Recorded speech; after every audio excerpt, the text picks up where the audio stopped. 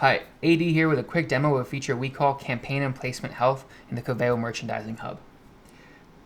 One of the things we always come back to as a product team, as an organization, is wanting our users to feel empowered by the way they use this product. And what that means is that knowing when issues actually do arise and how to react to them. And so we did, before releasing this, is looked back at the most common causes for campaign and placement failure, and we put tools in place to mitigate them. So the way we do this is we look at real-time data for a campaign or a placement, and we match it against our expectations. So as you can see here, we look at impression events coming in for both the test variant or baseline variant of some campaigns, or the variant and control of others. We look at click-through events. We look at the visitor split for unique visitors to make sure it matches expectations.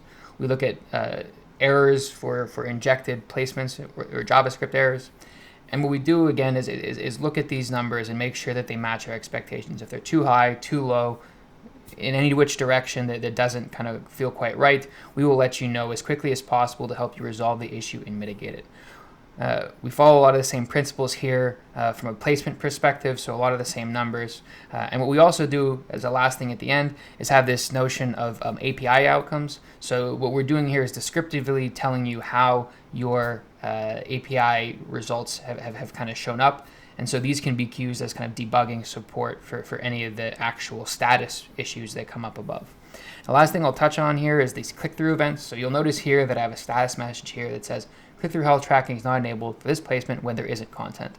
And so unlike impression events, JS error rate, and visitor split, which actually you kind of can evaluate the same way for all placements and campaigns, we know that click-through events aren't uniform. Some placements can be clicked on, some can't. Some placements can be clicked on when there is content, some can be clicked on when, or can or can't be clicked on when there is no content.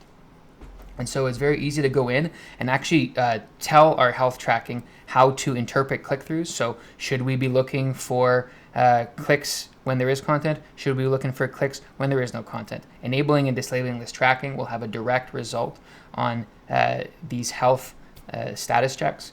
And so what we're letting you do is also control how the health tracking behaves to make sure it aligns with how you actually want your placements to show to your users.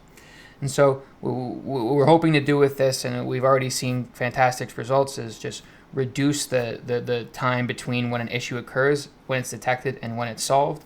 The reality is that issues are a part of life, but what we can do is react to them and kind of solve them quickly. And so if you want to learn more about this, you can head over to our docs. If you look in our developer docs for placements, we have a section called Troubleshooting Placement Health. This is a great way to learn more about what we're doing with the data here, how we're interpreting it, and how to kind of troubleshoot these issues and actually fix them.